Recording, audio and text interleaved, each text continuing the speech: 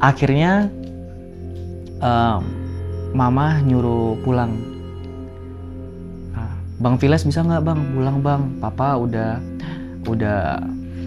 ngomongnya ngelantur katanya gitu. Ngomongnya udah kata orang pinter itu, papa itu, Viles baru dapat info tadi malam. Papa itu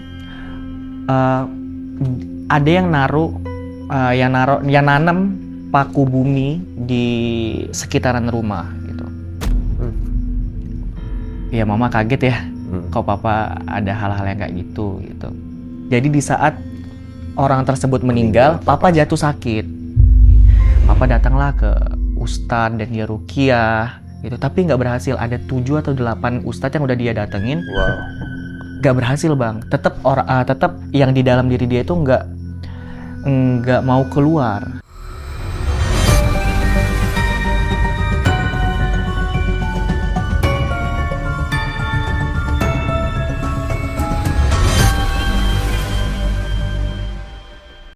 Sobat Goib pasti rasanya nggak enak banget ya ketika salah satu anggota keluarga kita, atau mungkin di sini lebih tepatnya adalah orang tua, mengalami sebuah pesakitan, namun orang bilangnya ini tidak sekedar medis, tetapi juga non-medis.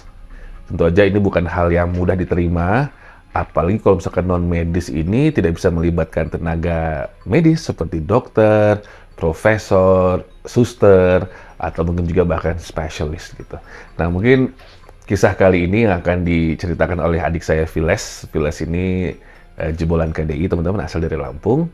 Karena cerita ini melibatkan orang tuanya, khususnya papanya, jadi saya ingin dari hati paling dalam berterima kasih sekali kepada Viles mau menceritakan perihal almarhum papa ini. Namun sebelumnya Bang Robi mohon maaf ya kalau misalkan memang harus temanya seputar almarhum papa ya. Nggak apa-apa. Panggilnya ayah ya, Viles? Papa Bener Papa, ya berarti. bener. Oke. Pas Bang Robi baca dan dapat briefingan dari tim, karena kita sama-sama anak yatim gitu ya. Aduh, pasti berat banget nih kalau menceritakan perihal papa gitu ya. Benar. Kalau saya manggilnya dulu papi. Kalau papi dulu memang meninggalnya karena sakit ginjal, gagal ginjal. Ya. Nah, namun di sini kan yang Bang Robi dapat cerita dari tim bahwa papanya Viles meninggal tidak hanya karena medis, bahkan diawali dengan sesuatu yang non medis ya, Dek, ya. Benar banget bang. Oke. Ini benar Viles berkenan mau cerita? Iya, kemarin udah izin juga sih sama mama. Gak apa-apa ya. Kata mama diceritain aja bang gitu. Ya, makasih ya Mama ya. Ida. Bang Robi nggak akan ngekat-ngekat. Silahkan Viles ceritakan, siapa tuh di balik cerita ini bisa memberikan awareness atau mungkin juga peringatan buat teman-teman yang ada di rumah biar lebih aware dengan apa yang terjadi sama orang tua kita ya. Silakan, Dek. Awal cerita ketika Viles dapat kabar dari mama kalau papa mendadak jatuh sakit. Jadi posisinya memang Viles kan berkarir di Jakarta udah berapa tahun, sedangkan memang keluarga itu berada di Lampung, tepatnya di Lampung Tengah, Kabupaten Lampung Tengah. Jadi pada suatu hari mama nelpon Viles bang, ngomong kalau papa jatuh sakit nih. Gitu. Sebagai orang awam udah pastinya bawalah ke rumah sakit kan ya. Udah diobatin aja tuh papa tuh, bawa ke rumah sakit gitu. Akhirnya ke rumah sakit lah mama, karena kan Viles belum pulang, karena mama belum nyuruh Viles untuk pulang pada saat itu. Udah dibawa ke rumah sakit, dokternya sih didiagnosisnya cuman demam biasa. Jadi memang nggak diopnam, berobat jalan pulang lagi ke rumah. Seminggu setelah itu mama nelpon lagi. Karena kan di rumah tuh memang nggak ada cowok ya, karena kan Viles anak pertama. Jadi memang adik-adik Viles 2 orang cewek semua. Jadi mama pasti konsultasinya selalu ke Viles. Bang, mamaku nggak ada, bang, papaku nggak ada perkembangan ya, kok malah makin sakit gitu. Jadi Viles kasih saran lah ke mama kan. Yaudah mah, bawa lagi ke rumah sakit yang berbeda. Jadi dibawalah ke rumah sakit yang memang grade-nya lebih bagus dibanding rumah sakit pertama. Dan memang agak jauh. Setelah dibawa mama ke rumah sakit yang kedua, papa disuruh rawat pada saat itu. Disuruh rawat, didiagnosisnya berbeda nih bang, dari rumah sakit biasa. pertama. dibilang nih paru-paru karena papa memang ada gejala memang paru-paru juga sesak napas. Nah di rumah sakit yang kedua ini papa 3 hari atau 4 hari diopnam, 3 hari atau 4 hari belum ada perkembangan juga dan makin parah. Akhirnya mama nyuruh pulang. Bang Viles bisa nggak bang pulang bang, papa udah ngomongnya ngelantur katanya gitu, ngomongnya udah tidak selayaknya papa yang dulu gitu, udah aneh-aneh ngomongnya. Akhirnya Viles tuh pulang dari Jakarta ke Lampung naik pesawat pada saat itu, memang nyari tiket dadakan. Udah pulang, temannya mama ini, teman atau tetangga Viles juga lupa, nyaranin, Mbak, ngomong sama mama Viles ya, Mbak, coba dong suaminya dibawa ke tempat orang pinter katanya. Karena nggak mungkin di rumah sakit pertama, kedua, itu beda-beda diagnosisnya gitu. Ya kami nih keluarga yang sebenarnya seperti itu hal yang tabu bang. Kita selalu berpikir positif yang apa sih sakit biasa, medis. Dan kita nggak pernah yang namanya untuk harus oh yaudah kita ke paranormal gitu, orang pinter. Enggak, kita selalu berpikirnya ke medis terus. Ya mama sebenarnya nggak percaya. Akhirnya kita pindahlah ke rumah sakit yang memang jauh lagi, kalau menempuh dari rumah Viles dalam keadaan jalan lancar itu mungkin 2 jaman gitu, melewati beberapa kabupaten di kota Metro. Jadi dibawalah ke rumah sakit di kota Metro itu, hasilnya beda lagi di diagnosisnya. Yang pertama beda, kedua beda, ketiga beda. Viles kurang paham nih yang ketiga ini apa ya, lupa Viles. Akhirnya papa tetap tidak ada yang namanya kemajuan, tidak ada perkembangan yang baik. Akhirnya kami cobalah untuk ke tempat orang pintar, disarankan oleh tetangga Viles, temannya mama. Karena kata temannya mama, dicoba dulu karena medis dan non medis ini harus berjalan semuanya. Jadi jangan cuman di medis aja, coba periksa di non medis gitu. Akhirnya kita ke tempat orang pintar itu, dan rupanya kata orang pintar itu, papa itu, Viles baru dapat info tadi malam, papa itu ada yang nanam paku bumi di sekitaran rumah gitu. Jadi itu baru pertama kali ya kita datang ke tempat orang pintar itu ada paku bumi. Akhirnya kita pulang dari tempat orang pintar itu. Dan papa masih bisa sadar ya, masih setengah sadar, masih bisa cerita-cerita. Dan papa rupanya ngaku ke mama gitu, kalau dia pada dulu ya pas masih bujang, kemungkinan pas masih muda, papa itu datang ke Tanah Jawa. Dan baru dapat info tadi malam itu, rupanya papa itu ke Tanah Jawa itu di Karawang kalau nggak salah, Karawang. Nah, papa itu minta semacam perlindungan badan dulu di waktu muda. Minta perlindungan badan, jadi kayak dikasih pegangan gitu sama orang, sama ibu-ibu tua. Dia tuh sesepuh di Karawang sana. Bang, dia sesepuh. Usia ibu tuh kata mama udah 100 lebih. Jadi udah kayak memang legend lah di situ kalau dibilangnya. Jadi papa minta untuk ngejaga diri dia. Jadi dari zaman bujang berarti? Bujang. Sebelum menikah sama mama? Sebelum nikah. Dan papa itu ngaku ke mama. Lanjutkan. Iya, mama kaget ya. Kok papa ada hal-hal yang kayak gitu. Akhirnya mama ngomong lah sama Viles gitu. Papa punya pegangan kayak gini gitu. Dia udah pergi ke Tanah Jawa untuk ngambil pegangan tersebut gitu, tapi nggak diurus sama dia gitu. Nggak diurus karena kata papa itu kalau punya pegangan sebenarnya tuh kayak ada ritual-ritualnya gitu bang. Jadi kayak puasa putih atau harus ngelakuin ini, ngelakuin itu, harus mandi segala macam. Tapi papa tuh nggak ngelakuin itu. Setelah nikah papa cuekin?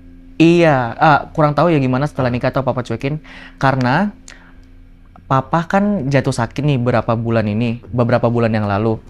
Itu bertepatan di saat orang yang ngasih Papa pegangan itu meninggal. Jadi di saat orang tersebut meninggal, Papa jatuh sakit. Oke. Pas banget itu. Oke. Nah, akhirnya sebelum Papa sakit ini, Papa memang sebenarnya udah ada niatan untuk mau ngebuang pegangan tersebut. Tuh. Dia pengen mau lepas aja pegangan tersebut. Dia nggak mau yang namanya pakai lagi pegangan tersebut. Apapun itu reason Papa untuk jaga diri atau untuk semacamnya, tapi Papa udah nggak mau lagi. Papa datanglah ke ustadz dan dia ruqyah gitu, tapi nggak berhasil. Ada 7 atau 8 ustadz yang udah dia datengin. Wow. Gak berhasil bang, tetap yang di dalam diri dia itu nggak mau keluar. Tuh, akhirnya dia itu dalam pegangan dia itu karena nggak diurus sama Papa, digerogotin ke tubuh dia sendiri. Nah, di balik dari itu memang ada juga orang yang ngasih paku bumi kalau kata orang pintar itu paku bumi ya, karena filosofi juga kurang paham. Dikasih paku bumi ditanam di sekitaran rumah. Kalau kata orang pintarnya definisi paku bumi itu buat apa dia katanya? Itu Vilas kurang paham. Tapi kita tuh ngejalanin ritual bang untuk ngangkat paku bumi yang ada di rumah itu. Jadi kan Mama pada hari berikutnya ya, Mama nggak datang nih ke tempat orang pintar tersebut. Jadi cuman Vilas aja memang harus datang gitu. Akhirnya Vilas datang nih malam-malam jam habis maghrib kalau nggak salah. Kalau Vilas ingetnya ya, maghrib itu Vilas datang ke tempat orang pintar tersebut. Jadi disuruh bawa foto Papa yang terbaru. Posisinya Papa pada saat itu di ruang ICU udah nggak sadar. Kritis. Ya udah kritis lah gitu. Jadi dimintain foto, disuruh cetak gitu. Akhirnya Vilas ada masuk dalam ruangan tuh penuh dengan keris, dengan tombak dan banyak banget bang kayak barang-barang yang memang dipakai untuk ritual-ritual seperti itu.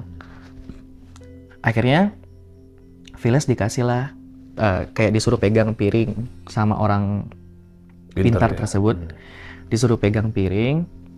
Jadi orang pintar itu ke belakang rumah sama Vilas, nggak di ruangan itu lagi, ke belakang rumah. Dia kayak ritual segala macam, naburin minyak kemenyan atau segala macam.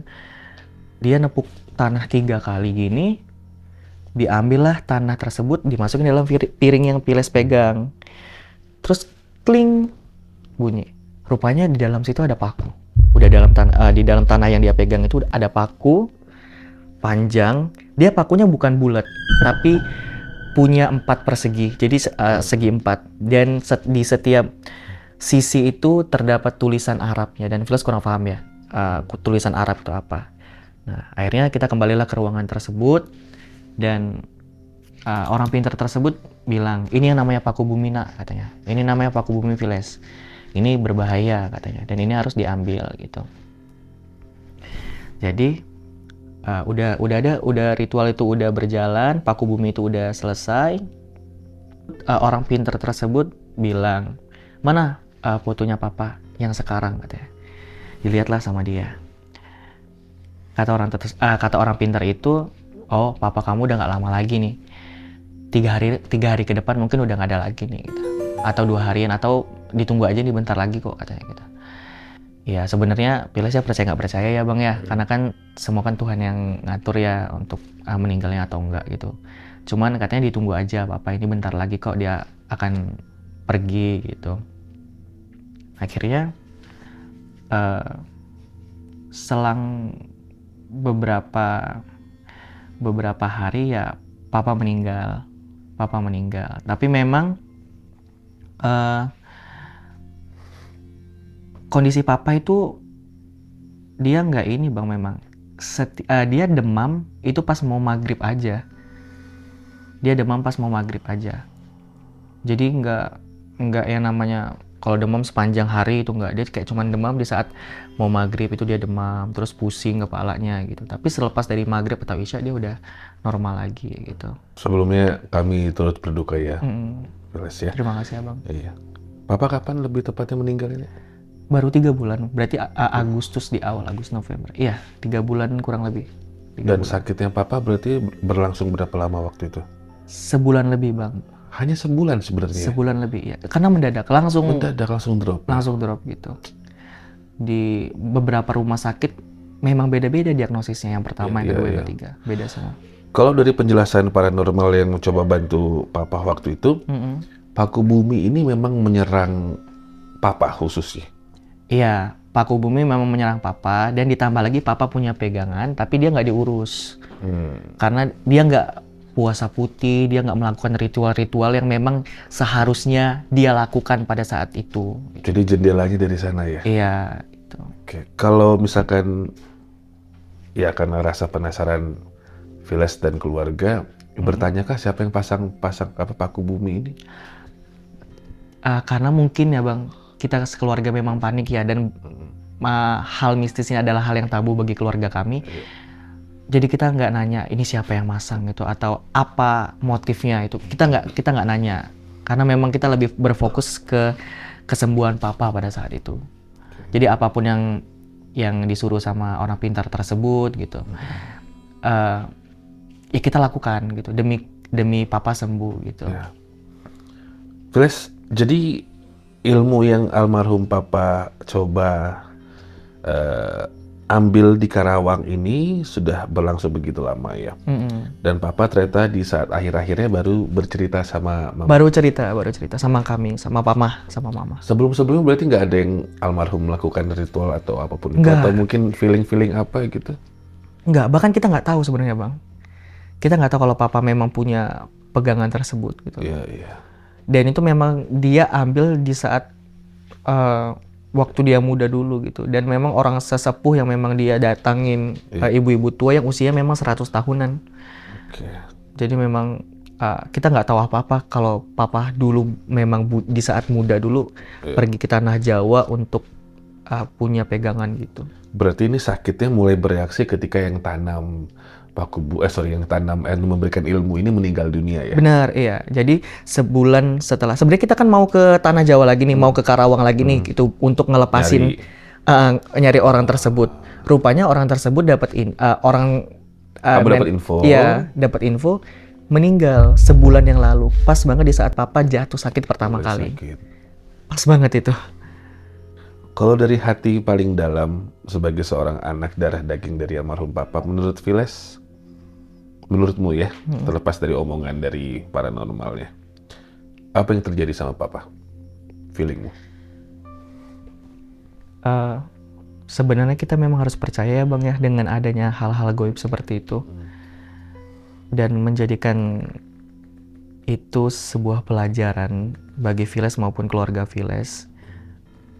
Jadi menurut Viles sih, feeling Viles memang papa ada sedikit, ya mungkin memang ada medisnya, tapi ya mungkin kebanyakan papa memang non medis, karena setelah kejadian itu ya memang sebelum kejadian itu memang papa nggak pernah yang namanya untuk cerita atau cerita jujur dengan kami gitu, kayak dulu papa ini pernah kesini loh Viles, dulu papa pernah kesini untuk itu papa nggak cerita. Jadi kami kan sebagai keluarga tidak tahu untuk asal usul papa kenapa bisa sakit tuh.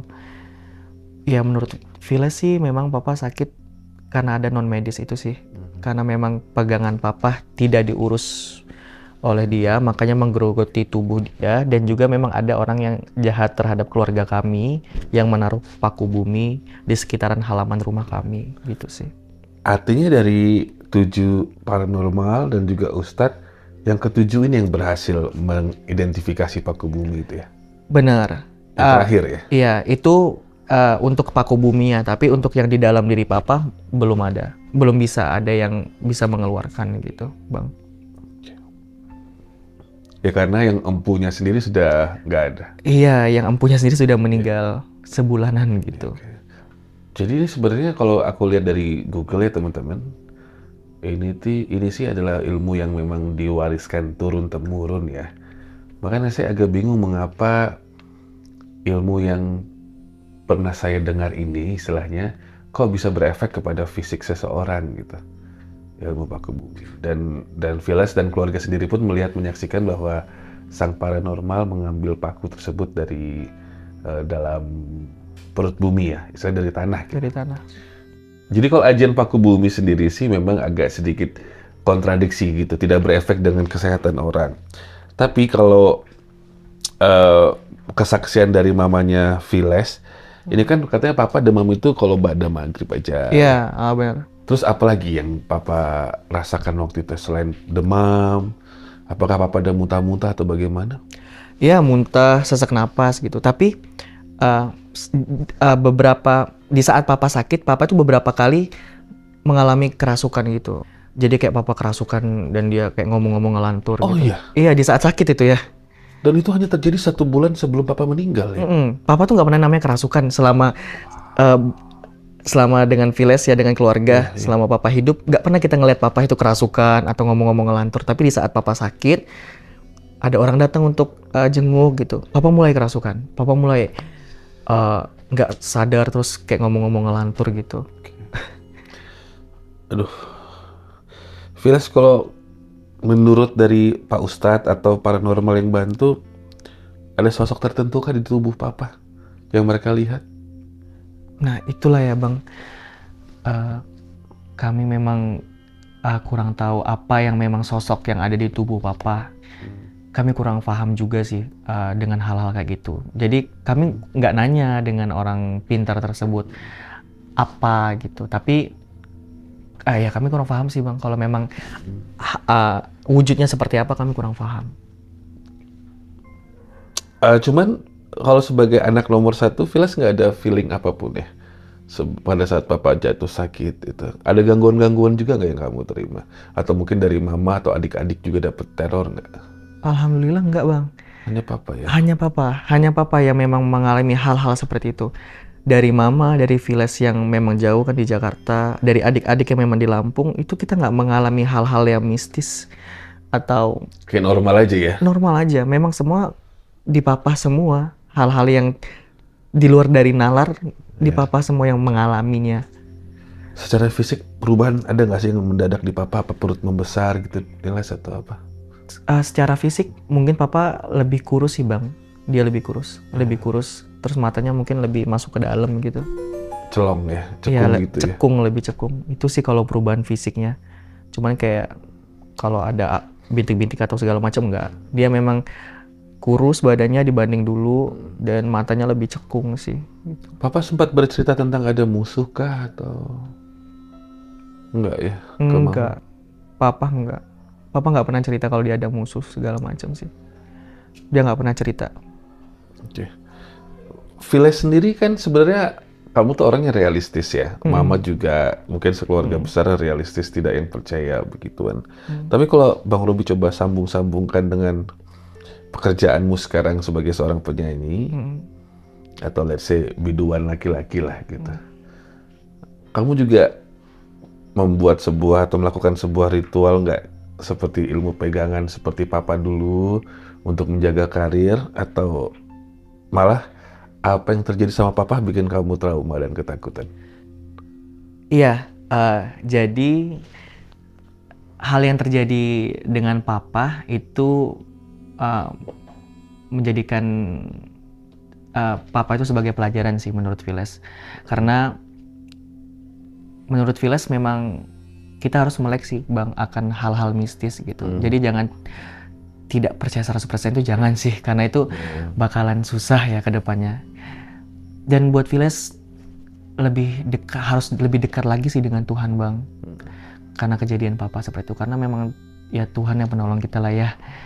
Dan iya, setelah papa meninggal, ya Viles kembali lagi ke tempat orang pintar tersebut. Dia kan tahu kalau Viles juga penyanyi entertain di Jakarta. Jadi dia bilang gini, Viles, kamu ini masih kosong katanya. Kamu nggak takut apa di Jakarta sana? Banyak loh yang udah punya pegangan juga untuk jaga-jaga aja katanya. Takutnya kamu nanti dijailin sama penyanyi lain gitu. Kamu takutnya dijailin sama orang lain. Ini dukunnya gitu. marketing nih ya. Iya. Jualan dia ya. Iya. Terus? Gitu. Karena udah beberapa nih penyanyi-penyanyi yang atau orang entertain yang datang ke saya untuk punya pegangan gitu. karena kamu masih kosong gitu. Tapi ya Apanya yang kosong, ilmunya? badannya Oh, badannya. badannya masih kosong, belum ada yang ngisi pegangan gitu. Ya Vilas nanggapinnya kalau untuk saat ini nggak mau ya. Jadi kamu nggak berani sih bang gitu. dukun ini yang tadi ngomong untuk yang berpromosi ke Vilas ini yang ke-7 ya? Nggak, jadi Bukan. dukun ini memang dukun yang pertama kali Vilas temuin. Tapi yang 7 orang yang ngerukyah papa itu beda. Dia beda. Jadi papa itu sendiri bang untuk ngelepas punya dia pas dia masih sehat-sehat dulu. Tapi memang nggak berhasil semua. Di saat papa sakit, ya kami sekeluarga untuk ke dukun yang ini gitu. Tapi without papa, tanpa papa. Jadi ini dukun yang pertama kali memang Vilas temuin. Ilmu pegangan yang papa punya itu ada jenisnya nggak sih, namanya apa? Kalau kata papa, mungkin bapak almarhum pernah menyampaikan ke mama. Enggak, jadi kami kurang tahu nih kalau itu. Cuma dia memang minta pegangan itu untuk ngejaga diri sih. Nah itu kurang tahu tuh namanya apa. Berarti udah bertahun-tahun. Udah bertahun-tahun gitu.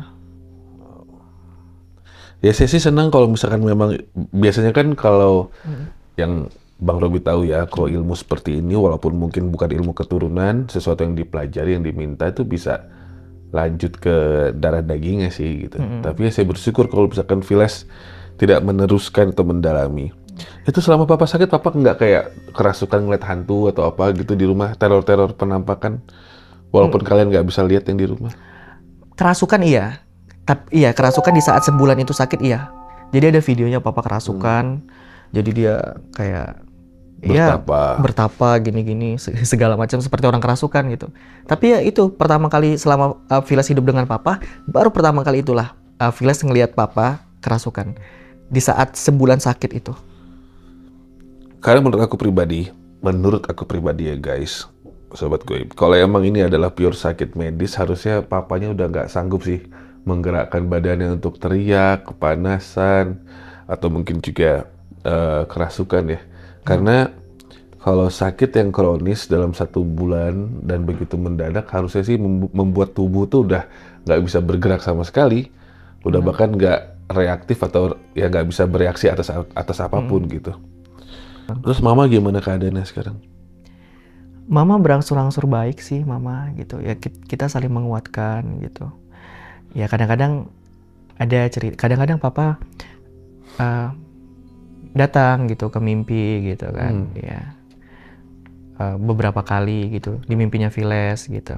Ya cerita-cerita aja. Tapi Vilas ketemu papa bukan dalam kondisi papa gimana-gimana, tapi malah kondisi di saat papa masih muda. Masih usia belasan atau ya belasan mungkin. Oh, bukan pada saat papa sudah berusia? Papa kan meninggal umur 50 tahun. Sama lagi sama bokap gue. 51 tahun meninggal. 50 tahun. Tapi di saat papa ketemu sama Vilas di alam mimpi mimpi. Papa masih muda, masih umur belasan. Masih belasan tahun dia. Vilas tahu itu papa bagaimana? Bercerita sosok laki-laki Dia cerita, muda dia ini. ngomong, Vilas, ini papa nih katanya. Oh, Terus kita pelukan gitu. aduh. Kalau mama masih merasakan kehadiran papa, pasti ya? Mama masih merasa kayak ya pasti di setiap gini ya bang, kita setiap hari kan ada di rumah, jadi kayak merasa ada hal yang beda kalau tanpa papa gitu.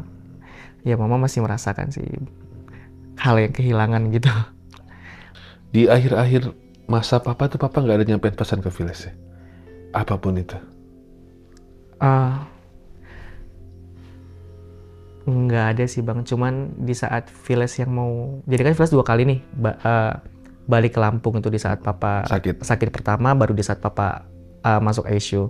Di saat papa balik pertama ya papa nggak ngomong apa-apa gitu, cuman dia bilang gini sama mama sih ya, sama mama, papa tuh sayang sama abang Vilas katanya gitu, suruhlah dia pulang katanya, udah lama dia nggak ketemu, udah lama papa nggak ketemu sama dia gitu.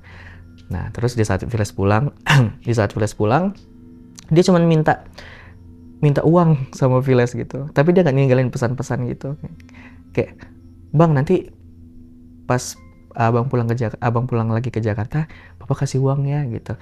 Terus ya Vilas bilang, yang penting papa sembuh dulu. Kalau misalnya papa sembuh, nanti dikirimin lagi salmon gitu, dikasih lagi uang gitu. Terus dia senyum gitu. Tapi pas pulang dia nangis gitu. Ini sekarang makam papanya Vilas masih basah sesungguhnya ya. Ya, Jadi saya ini, saya sebagai, let's say, saya sebagai,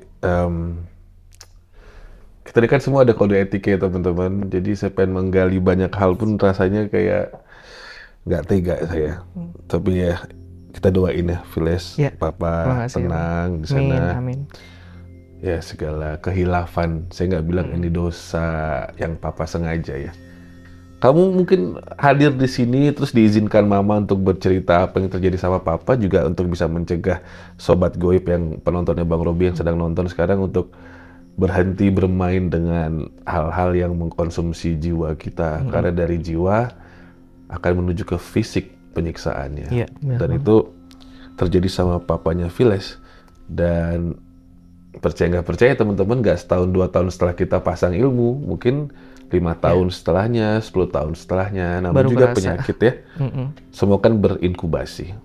Jadi dia akan berkembang menjadi penyakit medis. Cuman ya Vilas yang kuat ya. Terima kasih ya, Bang. Ya, semoga rezekinya terbuka. Amin, amin, amin. Dan aku yakin sih papa bangga lah sama Vilas. Vilas Ya. sudah tampil di TV, udah nyanyi sana sini. Ya berharap semoga apa yang terjadi sama papanya Vilas sekali lagi bisa menghentikan kita untuk menuju ke jalan yang musyrik ya teman-teman. Benar. Terlepas dari apakah ini efek dari kegiatan papa dulu atau memang bukan, biar kita cepat ikhlasnya. Ya anggaplah ini memang caranya Allah yang penuh misteri ya, Benar banget, Bang. memanggil orang tua kita ya, Vilas. Semangat ya. Ya, semangat terus. Ya, tapi buat teman-teman yang mengerti tentang ilmu paku bumi ini, karena tadi setelah kita cari tahu paku bumi ternyata adalah ilmu untuk memindahkan sebuah bangunan atau menguatkan sebuah bangunan ya, atau bahkan bisa memindahkan gunung. Nah, pertanyaan dari aku, apakah ini memang paranormal atau dukun yang memang asal ceplos doang tentang paku bumi, atau mungkin memang stok pakunya cuma itu doang ya, sehingga cuma buat meyakinkan keluarganya Vilas atau bagaimana saya nggak tahu. Tapi kalau kamu mengerti tentang ilmu paku bumi dan kamu adalah orang Lampung mungkin yang paham, coba tulis kolom komentar di bawah. Sekalian sharing ilmu juga, ilmu arti dari kata informasi kalau kamu ngerti tentang paku bumi. Dan Vilas, sampaikan pesan ke sobat goib, jangan main-main deh dengan ilmu begituan, silakan. Aduh. Kalian jangan pernah yang namanya untuk bersekutu, karena memang sebaik-baiknya penolong ialah Tuhan kita sendiri ya. Jadi jangan pernah deh, karena udah banyak korban. Aduh, ya udah deh. Kita pamitan. Wassalamualaikum warahmatullahi wabarakatuh.